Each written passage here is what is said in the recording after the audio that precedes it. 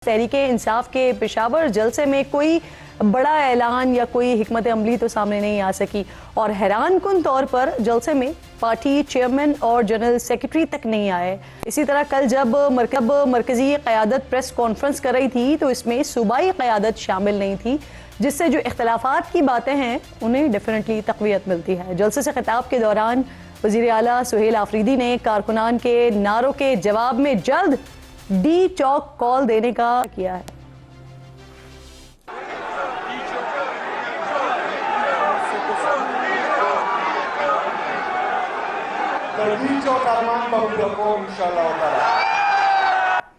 Election commission of Pakistan ने barrister Gauhar को पाकिस्तान तहरीक इंसाफ का चेयरमैन तस्लीम करने से बाज़ाब्ता तौर पर इनकार कर दिया है। इलेक्शन कमीशन के मुताबिक पीटीआई के इंट्रा पार्टी इंतखाबात पर लाहौर हाई कोर्ट का स्टे ऑर्डर मौजूद है, इसलिए किसी भी फर्द को चेयरमैन के तौर पर कानूनी हैसियत देना मुमकिन नहीं है। आगाज हम करते हैं पाकिस्तान तहरीक इंसाफ से। अभी 2-3 दिन जरा बड़ी इंपॉर्टेंट इनके लिए, और आज फिर जलसा भी हुआ। जलसे में कारकुनान को जवाब दिया। वजीर आला डी चौक आने का फिर से वो इशारा दे रहे हैं। सर रेडी हैं इसके लिए? आपके इंट्रो में ना एक बात आई हुई थी कि हिकमत अमली और पीटीआई ये दोनों मुतजाद चीजें हैं, अलग अलग चीजें हैं। तो इसलिए मेरा ख्याल है हम कौम को कंफ्यूज ना करें कि ये हिकमत अमली बनाएंगे। ठीक। जहां तक डी चौक की बात है, डी चौक का देखिए ये नवंबर में आए थे मेरा ख्याल है। डी चौक 26 नवंबर में जो लास्ट ईयर का 2024 की बात है। ये तो अब पाकिस्तान में इस तरह के खेल अब खत्म है, इनका खात्मा हो चुके हैं। सही। अब ये जी मैं ना मानूं वाली बातें जो है ना, और मैं कहना चाहता हूँ, देखिए पहली बात तो ये कि ज़हन में लाएं कि जो खैबर पख्तूनख्वा के लोग हैं उनका कसूर क्या है कि 13 साल से आपको वोट दे रहे हैं, ना आप वहाँ पे पानी पीने के लिए दे रहे हैं, ना आपकी एजुकेशन है, ना आपकी हेल्थ है, ना आपकी वहाँ पे ट्रांसपेरेंसी है। वहाँ पे आप देखें कि करप्शन की इंतहा है, स्मगलिंग की गाड़ियाँ भरी हुई हैं, मंशियात स्मगल हो रही है। अच्छा, लोगों की ना जान महफूज है, ना इज्जत महफूज है, सबसे अच्छी गवर्नेंस है, ना माल महफूज है। ये दुनिया से पूछे ना, तभी हमें तीसरी बार वोट दिया। देखें किरण, ये दुनिया बताएगी ना। मैं अब क्या बात, तीसरी बार वोट देने का मकसद यही था कि आप लोगों को जो है वो दहशतगर्दी के हवाले करते हैं, दहशतगर्दों के हवाले करते हैं। क्या तीसरी दफा वोट देने का मतलब यही था कि ना स्कूल, ना कॉलेज, ना यूनिवर्सिटी, ना हॉस्पिटल।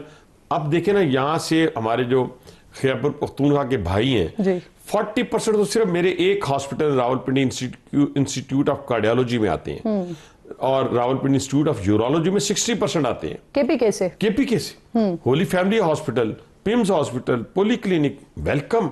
लेकिन क्या वो अपने सूबे के अंदर अपने घर के पास उनको ये फैसिलिटीज नहीं देनी चाहिए? क्या उनकी किस्मत में ये है कि उनका पहला वजीर आला जो है वो आके धमाल डाल रहा था डी चौक में, दूसरा डाला जेल के बाहर मजावर की तरह बैठा हुआ है? तो ये सूरत हाल जो है मैं समझता हूँ कि ये मुनासिब नहीं है, और पूरे सूबे को आपने दहशतगर्दों के हवाले किया हुआ है, और फैसिलिटेटर का किरदार अदा करें ना। सीटीडी को आपने स्ट्रॉन्ग किया ना, पुलिस को आपने इक्विपमेंट लेके दिया।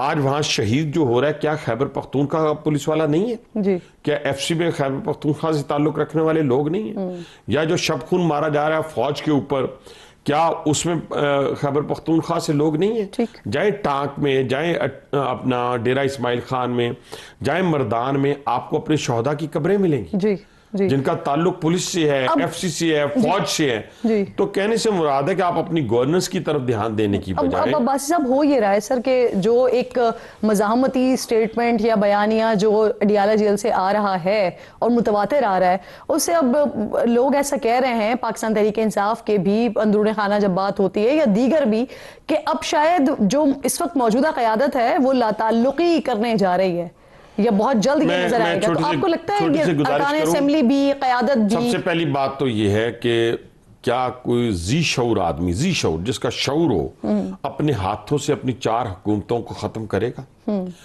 आप जरा बैकग्राउंड में जाएं थोड़ा सा। मैं बड़े आराम से सुकून से अपनी कौम को समझाना चाहता हूँ, लोगों को समझाना चाहता हूँ, फॉलोअर्स को समझाना चाहता हूँ कि आप देखें कि आप 2018 तक गुड्डी थे ना, 2018 से लेके 3 साल आपने वालिद साहब भी कहा, किसी को क्या कहा, बड़े अच्छे जी।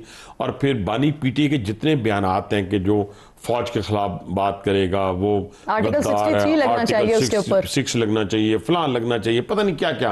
और फौज अगर वो फोन भी टेप करती है तो कोई इशू नहीं है, सही करती है। मतलब आप कसीदे पढ़ रहे हैं, कसीदे पढ़ रहे हैं, लेकिन क्या होता है यकायक नो कॉन्फिडेंस आता है, मार्शला नहीं लगता जी। मुल्क पर कोई डिक्टेटर काबिज नहीं होता, नो कॉन्फिडेंस आता है। कहां से?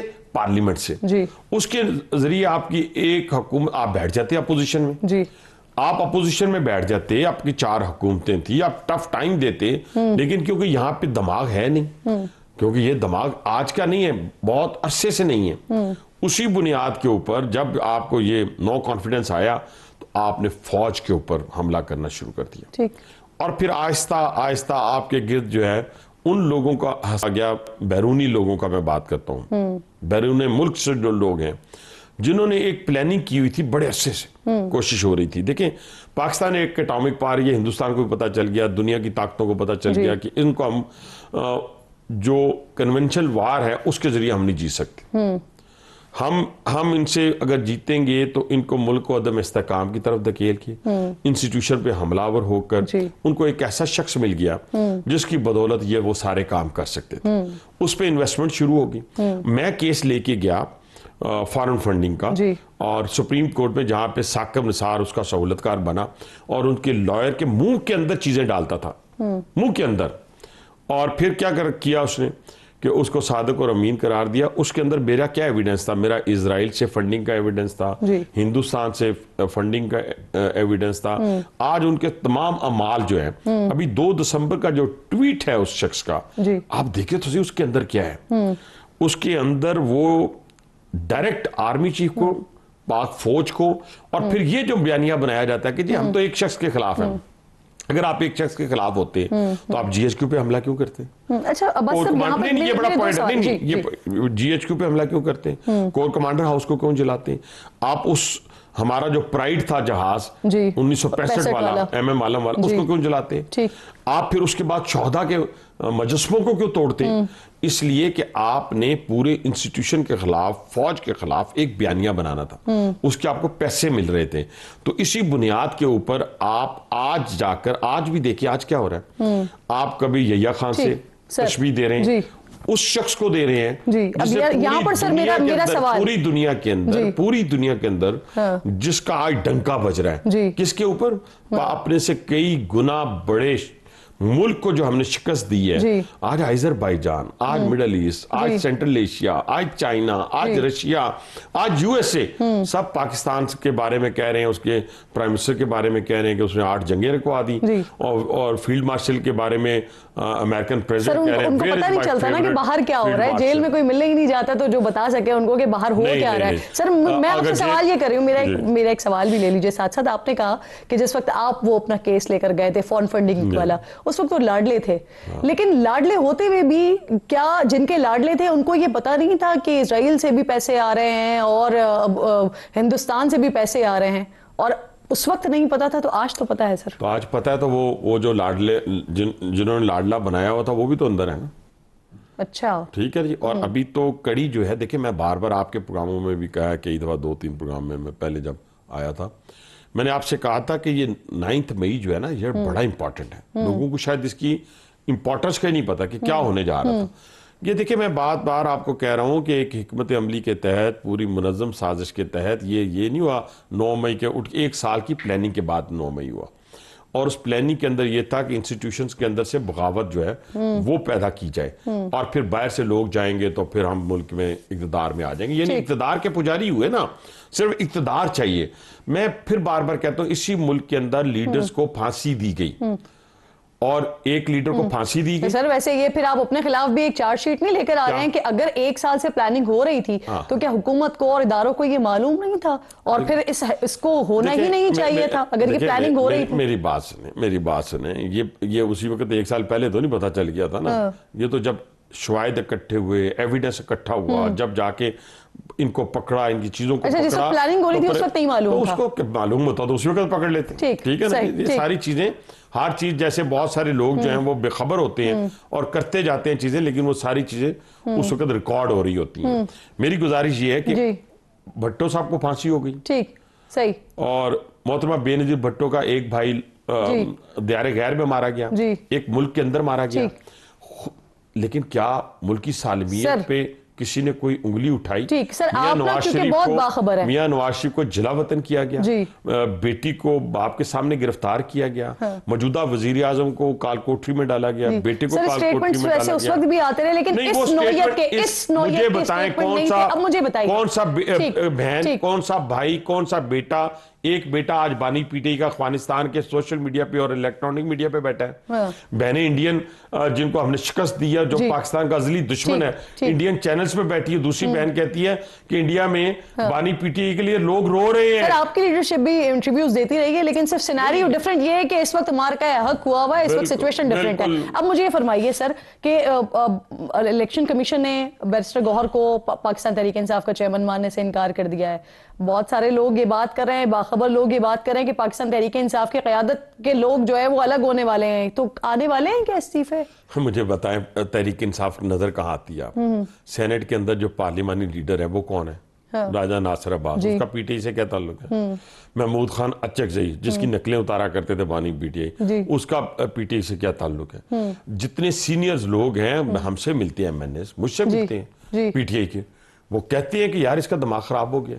अच्छा, हाँ, वो मुझसे कहते हैं। अब बाहर आके तो कोई नहीं कहेगा, लेकिन हमारी दो चीजों की तस्दीक हुई है जिसका आपने इंट्रो में जिक्र किया, वो बड़ी इंपॉर्टेंट है, वो मैं आपके सामने रखूं, शायद आपके सवाल ना हो। लेकिन एक अमरीकी रिपोर्ट आई है कि अफगानिस्तान के अंदर जो असला छोड़ा गया है वो $7 अरब का है, ठीक है जी, और वो पाकिस्तान के खिलाफ इस्तेमाल हो रहा है। ये हमने दुनिया को बावर करवाया जी। आज नहीं, बहुत अच्छे से हम बावर करवा रहे हैं रिपीटेडली, और आज अल्लाह ताला ने वो भी वही आ गई। इस तरह कांग्रेस की रिपोर्ट आई कि जो 4 दिन की जंग थी उसमें पाकिस्तान फातेह रहा। मैं कहता हूं कि आज इस मुमलिकत खुदादाद पाकिस्तान को हमने बचाना है ना, सबने मिलकर। क्या पख्तून मेरे माथे का झूमर नहीं है? दुरुस्त। क्या बलोच मेरे माथे का झूमर नहीं है? क्या पंजाबी, सिंधी, ये जो सराइकी है, कश्मीरी है, जिब्बी से ताल्लुक रखने वाले लोग हैं, क्या ये सारे का सारा मिला के पाकिस्तान नहीं बनता? क्या ये सारे के सारा मिला के फौज नहीं बनती? बार बार मैं ये लफ्ज इस्तेमाल कर रहा हूं कि आप दुनिया कि उन लोगों का आलाकार ना बने जो पाकिस्तान को अदम इस्तेहकाम सर खान साहब को अडियाले से कहीं और मुंतकिल करने का है कुछ? क्या मेरे इल्म में ऐसी कोई बात नहीं है। देखिए ये बयानिया बनाया जाता है जी, क्या अच्छा चुने मकाफात अमल है ना, छोड़े फिर अगर वो मुंतकिल हो भी गए तो क्या क़यामत आ जाएगी? मुझे क्यों खान साहब ने किया था अडियाला जेल से अटक जेल? पता आपको क्यों किया था? जी बताइए। मुझे इसलिए किया था कि मियां नवाज शरीफ साहब और मरियम नवाज साहबा की हो गई बेल, तो मैंने सुप्रीटेंडेंट को कहा कि मैंने अपनी लीडरशिप को सी ऑफ करना है या उनसे मिलना है, तो उसने बंदे भेजे अपने जो होते हैं वहां के वार्डन, मैं उनके साथ वहां चला गया मिलने के लिए। एक तस्वीर छप गई, उस तस्वीर के बाद बानी पीटीआई ने डायरेक्टली जो सुप्रीटेंडेंट जेल था उसको फोन करके कहा कि इसको यहां से उठा के अटक ले जाएं और इसको कैदी कपड़े पहनाएं। हमने तो आज तक कैदी कपड़ों का तकाजा अनीफ अब्बासी ने नहीं किया। क्यों नहीं कैदी कपड़े पहनाए जा रहे? सही, क्यों आज भी उसी तरीके से उसका बर्ताव किया जा रहा है? सर मुझे एक आखिरी सवाल, क्योंकि मुझे बार बार क्लोज सेगमेंट करने का कहा जा रहा है, मुझे बता दीजिए कि अभी आप जब आप मुझे बुलाया करें ना तो फिर टाइम रखा करें। मैं अगली दफा कोशिश करूंगी कि मैं अगला घंटा भी जो है ना वो आपके लिए मुख्तस किया जाए। मुझे बताइए सर, ये रियासती इदारों के खिलाफ तकारीर, ऐवान में एहतजाज और इमरान खान की तस्वीर लाने पर पीटीआई अरकान की रुकनियत मुअत्तल होगी। तकारीर और एहतजाज पर तो समझ आता है, लेकिन तस्वीर लाने पर तो रूल में ऐसा कुछ नहीं है। अगर आप देखें ना, एक तरफ आप मुमलिकत खुदादाद पाकिस्तान के दर पे आ जाए, उसकी सालमियत के दर पे आ जाए, और क्या आप कहें कि जो एनडीयू के अंदर आपका एमएनए जाए और उसके बारे में कहें ये मीर जाफर मीर सादिक गद्दार है, जो इसी तरह फौज जो है अपने फौज से जाके जो मिलेगा वो फौज जो अल्हम्दुलिल्लाह आज हमारा प्राइड है, सारे लोग जो हैं वो मुश्किलात से गुजरे हैं सियासत में पाकिस्तान के जी। अंदर, उनके लिए बड़ी बड़ी मुश्किलात भाई थी इस यानी रास्ते आपकी में। बात से मैं लेकिन साफ ये- समझूं कि तस्वीर जो लाएगा वो देखिए, मुअत्तल हो जाएगा। इमरान खान की ये तो तस्वीर स्पीकर ने आएगी फैसला और करना है, मुअत्तल मैंने हो फैसला जाएगी। नहीं करना, ये स्पीकर ने फैसला करना है। लेकिन मैं ये कहता हूं कि इस वक्त बानी पीटीआई के जो हालात हैं वो किसी सूरत भी एक पाकिस्तानी के नहीं हो सकते, जिससे पाकिस्तान ने इज्जत दी हो। 3.5 साल तक, 4.25 साल तक जो मुल्क का वजीर आजम रहा हो, वो मुल्क की सालमियत से खेल रहा हो। उसकी बहनें हिंदुस्तान के चैनल पे, बेटा अफगानिस्तान के चैनल पे, और खुद क्या ट्वीट कर रहा हो कि जनाब ये जो फौज के साथ बैठेगा तो वो गद्दार है। तो इससे बड़ी गद्दारी और क्या पाकिस्तान से हो सकती है। जी, बहुत बहुत शुक्रिया आपका। हनीफ अब्बासी साहब प्रोग्राम में साथ मौजूद थे।